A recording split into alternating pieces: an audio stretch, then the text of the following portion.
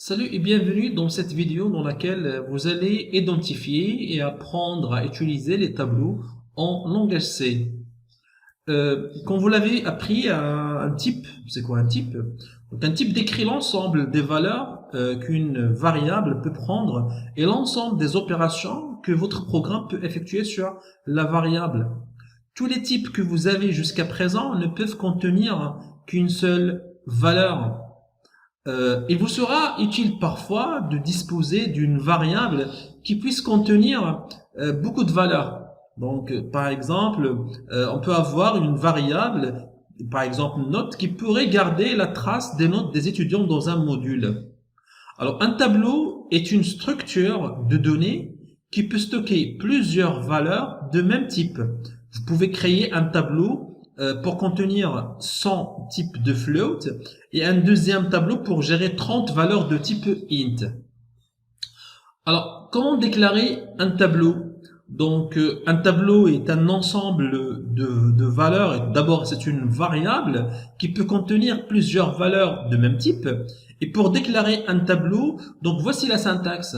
D'abord, on spécifie le type, suivi du nom de la variable. Et entre crochets, on doit mettre le nom de valeurs qui vont être stockées dans la variable tableau.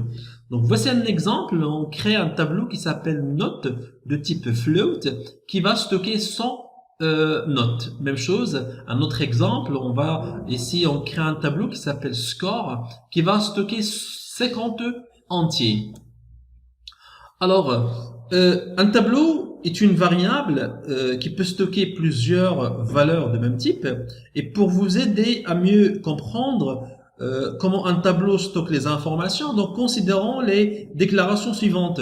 Donc on a la première déclaration, donc char chaîne 64, c'est-à-dire qu'on veut créer un tableau qui s'appelle chaîne, donc qui va avoir 64 valeurs de quel type? De type caractère. C'est-à-dire, chaque valeur, chaque case du tableau va contenir un caractère et l'ensemble des valeurs vont être 64 caractères. Donc, vous remarquez qu'à côté de chaque case, il y a le nom de la variable, il s'appelle ici chaîne, et entre crochets, on met le numéro de l'indice, ici 0, la deuxième case 1, etc. Alors, ce que vous remarquez ici, c'est que la première case du tableau commence toujours à 0. Ce qui veut dire que la dernière case, c'est le nombre de cases moins 1. Ici, vous remarquez que chaîne 63 veut dire la case 64. Alors, pour la deuxième déclaration, donc on crée un tableau qui s'appelle note de 50 notes de type float. Donc, ça, c'est un deuxième. Un troisième exemple, ici, nous avons un troisième tableau qui s'appelle score de 100 valeurs. Voilà. Donc, ne pas oublier que la première valeur de chaque tableau donc commence par l'indice 0. Alors, initialiser les éléments du tableau. Donc ici, comme vous remarquez dans cet exemple-là, il y a int score entre crochets 5 est égal à, et entre accolades, on met certaines valeurs.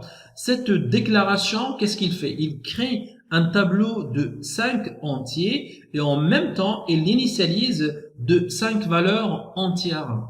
Même chose. Donc, pour le deuxième exemple, on a une variable qui s'appelle note entre crochets 4, ça veut dire on déclare un tableau de 4 floats et en même temps, on veut initialiser ce tableau par les valeurs qui sont entre accolades.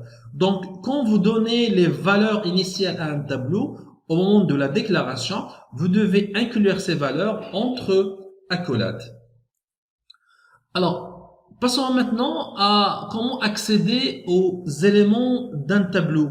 Donc, les valeurs stockées dans un tableau sont appelées éléments du tableau. Alors, pour accéder aux éléments du tableau, vous spécifiez le nom de la variable tableau et l'élément que vous voulez.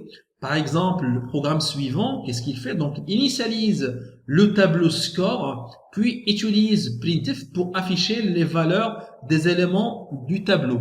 Donc ici, vous remarquez, on déclare un tableau qui s'appelle score, qui va contenir 5 entiers. En même temps, on initialise ce tableau par les valeurs. Donc la première printf, il va nous afficher un message, valeur du tableau, donc c'est ce qu'il va nous afficher. Ensuite, la deuxième printf, vous remarquez il va afficher score entre crochets de 0, ça veut dire on veut afficher la première case. Donc ne pas oublier, la première case et le premier élément de 0 commence, son indice c'est 0. Donc score de 0 égale pourcentage D, ça veut dire que dans cette position-là, on va écrire un entier. C'est quoi cet entier-là? C'est score entre crochets 0. La troisième printf qu'on va remarquer ici, c'est donc score de 1, ça veut dire le deuxième élément, et donc égal pourcentage d slash n, et on a score de 1, ça veut dire le deuxième élément, etc. Donc de façon globale, pour accéder à un élément, qu'est-ce qu'on fait? On met le nom de la variable tableau et entre crochets, on met l'indice ou bien le numéro de la case. Et ne pas oublier, c'est que le tableau commence toujours à 0. Alors en fait, voici ce que vous allez voir donc lors de l'exécution. Voilà ce que vous allez voir.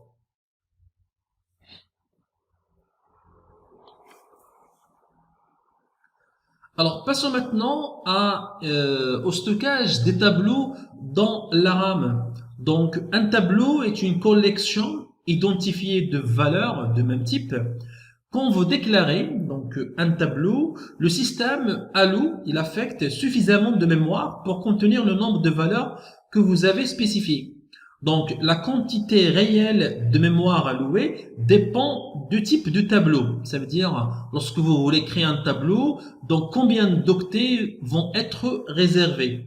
Alors par exemple ici, nous avons un tableau de 100 éléments de type integer, int, et donc alors là, ce tableau va demander combien d'octets. Donc puisque on va avoir 100 éléments, et de quel type c'est int, et nous savons que le type int occupe au niveau de la mémoire, c'est 2 octets, donc c'est 100 fois 2, ça nous donne 200 octets. Donc ce qui veut dire que lorsqu'on déclare un tableau tab de 100, donc ça va réserver au niveau de la mémoire 200 octets.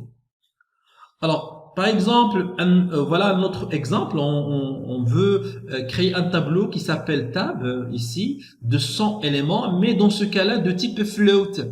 Et le type float au niveau de la RAM occupe 4 octets. Donc ce tableau va occuper au niveau de la RAM 400 octets. C'est 100 éléments fois 4 octets pour chaque élément, ça nous donne 400 octets. Donc voici un programme par exemple qui va afficher combien d'octets qui vont être réservés pour chaque tableau. Donc ici nous créons un tableau score de 100 entiers, un deuxième tableau qui s'appelle note de 100 float. Alors ici vous remarquez, on utilise la fonction printf pour afficher. Donc nombre d'octets pour contenir int score, et donc il va nous afficher à côté de égal pourcentage d en entier. Donc ici, et c'est quoi? Là, ici, on fait appel à une fonction du langage C qui s'appelle sizeOf. Alors sizeOf, donc ce qu'il va faire, il va afficher le nombre d'octets au niveau de la RAM pour la variable tableau score. Même chose, la deuxième fonction printf, donc ici, vous remarquez la fonction sizeOf. Là, on va afficher le nombre d'octets qui va être occupé par la variable note. Et voilà ce que vous allez voir lors de l'exécution, donc l'écran de l'exécution, voilà ce que vous allez voir. 200 octets et 400 octets.